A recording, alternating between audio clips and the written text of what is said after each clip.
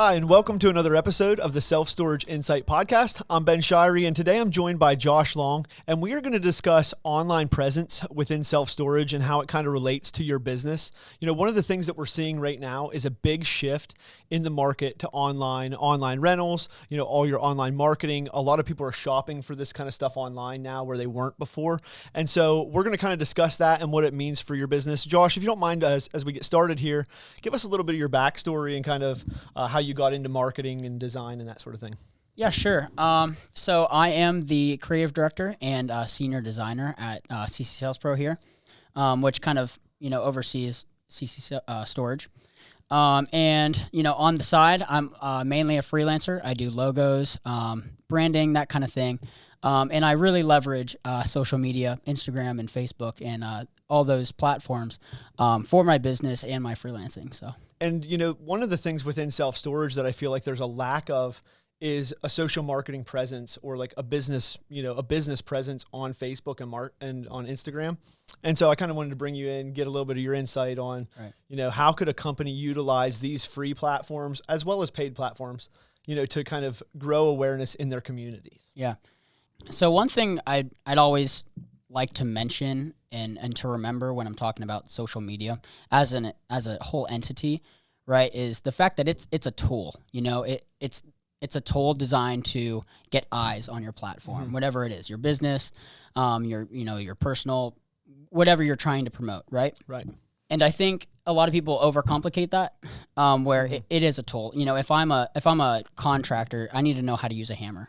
If I'm a businessman, I should know how to market myself. And social media is a tool for marketing. So as far as marketing being a tool that we're going to use, to market our business, or as far as social media, primarily Facebook and Instagram in this post, somewhere in the neighborhood of 2 billion users log into Instagram every day, right, and 3 billion users log into Facebook. So a lot of our customers are there. Absolutely. Right. And so, as a self-storage operator or an owner, online marketing can seem a little bit intimidating. Right. Especially Facebook. Like a lot of people that I know that own self-storage facilities, they're not open to be like, oh, I don't want to shoot a video and put it online or all my friends are going to see it. Right. Mm-hmm. So like kind of what are some ideas or some things that you think through whenever you're posting content or to get started posting content to kind of get you over that initial fear of posting content? Right. Absolutely. The fear of content is a lot more of a fear of embarrassing yourself. It's pride almost and ego. You don't want to get in front of a camera. You're camera shy. You don't want to post something that is either, going against the grain or you're going to get backlash. A lot of people think like, I'm not going to use a meme, or I'm not going to use something that's relatable in my posts. But really, in the end, what works, And one of the thoughts that I have on it too, as far as, what works is authenticity. Right? Like absolutely. If I'm not legitimate with the things that I post, or, I've been to some pages where it's like, they'll post this stock photo as their background image on a business page. And then when somebody shows up to rent a storage unit from you, right, they're like, what the heck is this? Right. This isn't what I was looking at online, right? And so then I feel like it can work against you pretty quickly. Yeah. So like being okay with what you have, and then being real with the people that you're trying to market to, I think is a really important thing there that I think a lot of people are a little bit intimidated by, right? And the one thing also, like as far as I'm thinking through it, is it's a platform to generate leads, right? But there's a lot of ways that you can use the platform to generate leads, right? So I can pay to bring leads through Facebook by, boosting posts and just getting in front of people. But I think like the bigger missed opportunity, at least within storage, again, I've searched a lot of pages and I've looked for a lot of storage facilities on Facebook and nobody really has a good presence there. Yeah. As far as an organic presence. For example, we would have somebody that's new. They just started a Facebook page. They have a couple people like it, but they really don't have any presence there yet. What would be your content strategy in trying to get that company organic followers? Yeah, absolutely. Well, first, I think we need to define organic content. Organic is stuff that you can make for free. That's pretty much the bottom line of it. You don't need to pay anything. And then obviously paid is when you pay somebody, Facebook, Google, to put you on a higher listing than somebody or just to show something, right? Organic is so beneficial, right? You could spend so much money trying to push content into the atmosphere, into the media, but nothing will get anywhere because the algorithm needs to pick it up, right? And when you once the algorithm has picked it up, it'll push it afterward. So that's pretty much one of the main feats that you have with organic, is that you can get into the algorithm quick. You can get in there. It all comes down to consistency. That's probably one of my biggest things. And so when you talk about the algorithm really quickly, just so our listeners understand, like what exactly is happening there? The algorithm is pretty much every action that a person on a platform takes, right? And every action is taken into a system, into numbers, and it's calculated. It's saying, where do your eyes go?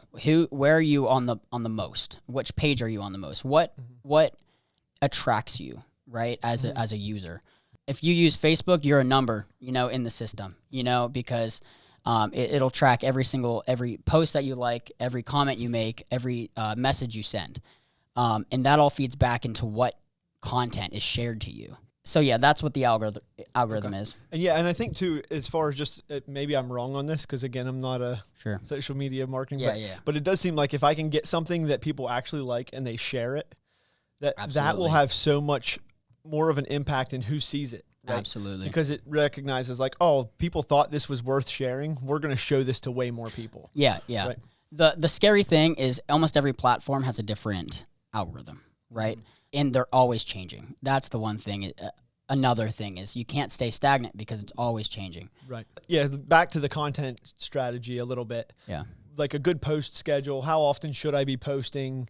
Is it better to post videos versus photos? Absolutely. What is your thoughts on that? Again, this does come down to what you're posting, but in a general sense, it's good to post. Again, this can't work for everybody, okay?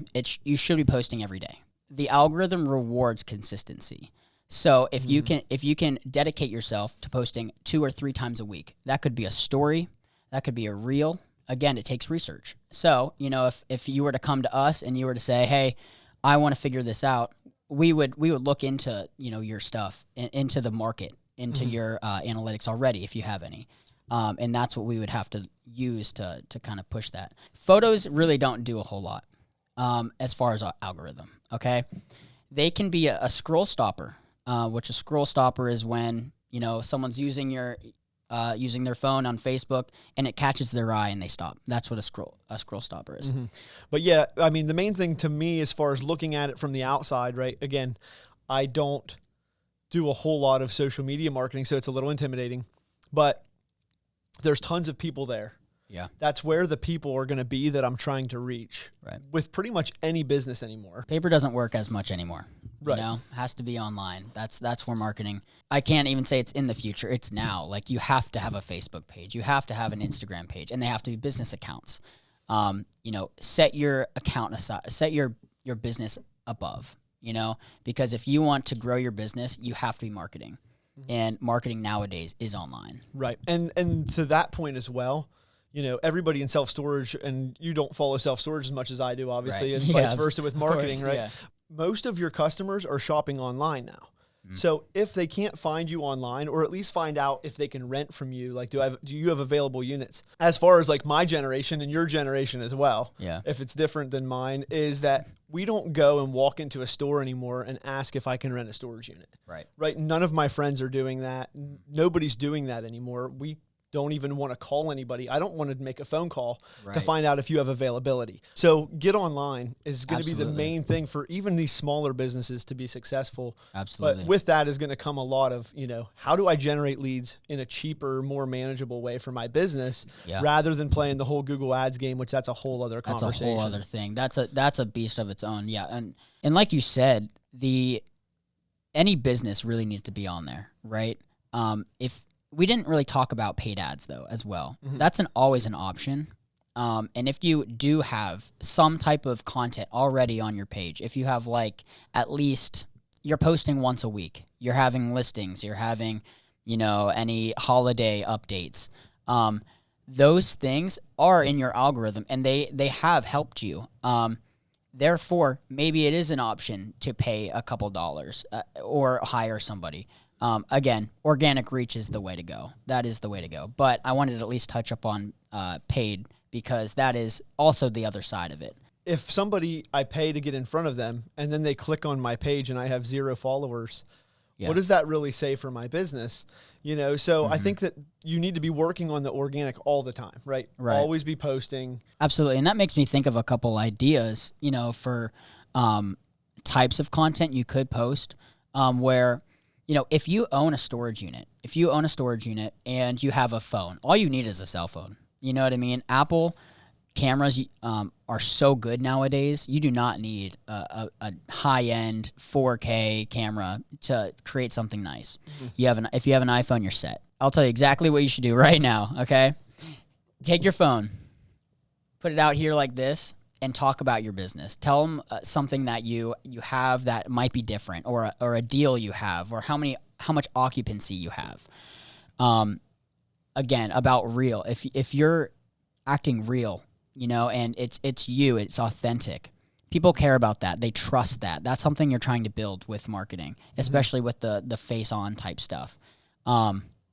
So yeah, that's a great way to reach specific people to approach you for your business. Another thing we had talked about is like memes. People always, with their ego, gets in the way, right? Where you look at something that's kind of corny and you say, I really don't want to post that. For sure. Okay. But I was listening to somebody that is big in marketing already, and I won't name him, but he was talking to, I forget, it was a Fortune 500 company. The way that they approached him is because they saw something he posted, and it was a meme of a cat with lasers coming out of his eyes. Okay. That was what got that Fortune 500 company to approach this marketer to work with him. Right. Okay. A lot of it is putting aside your ego. Right. To make this happen. So if I'm going to post, between Instagram and Facebook, like, what are the ways that I would do paid advertising on Instagram versus, with Facebook, where I can highlight a radius around my business and I can just target the people that are right around my facility? Is that also available in Instagram as well as in Facebook? Right. Yeah. So our Facebook and Instagram are both owned by Meta, right? So if you were to, pay to have something sponsored on Facebook, it would also show up on Instagram. They both go hand in hand. But I will say that Instagram marketing is kind of rough. I'm not going to lie. Not marketing, sorry. Paid stuff on Instagram doesn't work a whole lot. Instagram reach on, as far as organic is probably the best way to go as far as Instagram goes. And another fact about Instagram, it's one of the highest, per customer, it has the highest conversion rate, one of the highest conversion rates as far as the other social medias. Interesting. So I would not have guessed that. Yeah, exactly. Because if you think about it, like TikTok, people just scroll. You know what I mean? There's tons of eyes. Okay. Right. But again, the attention span per thing is lower. Right. YouTube is a high one, but I believe Facebook is still high. But I believe Instagram is still. I did just read a thing about it like not too long ago. Yeah. But anyway, yeah. Instagram is still a good one for that. Right. Okay. And so, like looking at a business, I'm going to start with some type of social media marketing. I'm going to want to post at least something weekly, you would say. Daily, obviously, probably would be a little bit overwhelming for me at least. It would be for me too. Yeah. So if I can at least have something consistent going out from my account. And then as far as that goes, make it real, make it authentic, right? Make sure it has it's relatable for your audience. Absolutely. And the people that you're after. Yeah. I think one of the biggest setbacks is, what do I post? What's your advice for that? Right. Find inspiration from people doing what you're doing. Don't steal their posts word for word. Okay, but make it yours. If I were to make a video, right, about storage, and I saw somebody talk about locks, why wouldn't I talk about locks? You know what I mean? Because if it works. Right. So you can kind of look at, how well did their stuff perform? Absolutely. And then make similar content, but that's their own. Let them test. and you can copy. Yeah, that's awesome information. And that's the one thing I think that holds people back within starting anything is getting started. Absolutely. Right. And you're never going to be able to get any of these leads or grow your business through social media if you don't get started right away, so just bite the bullet and start. Absolutely. That's always the information that I kind of need too. Yeah. It's easy to just think about, what you could do with it. Right. Absolutely. What good does that do if I never start doing it? So, exactly. Hey man, this was awesome. I really enjoyed having you on the show with me today, and we'll do some more different videos down the road on some different online stuff. Absolutely, And, this was fun. It's a big topic. So hey, thanks for your time today. My pleasure. Thank you for joining us for another episode of the Self Storage Insight Podcast. Also, a big shout out to Josh Long. If you want to go check out his Instagram page, it's Josh and Long on Instagram, and you can see kind of the videos that he's producing over there. A really good page to check out. So, all right, hope you enjoyed the show. We'll see you next time. This podcast episode was brought to you by CC Storage. CC Storage is a property management software that helps you pass the fees of credit card processing onto your customers so you don't pay credit card processing fees ever again. If you enjoyed the podcast, there's a link below where you can fill out a form and be interviewed on the podcast with myself. If that interests you, please click the link below and we'll be in touch. We hope you enjoyed this podcast episode. Don't forget to check back next week for another interview with another self-storage property owner.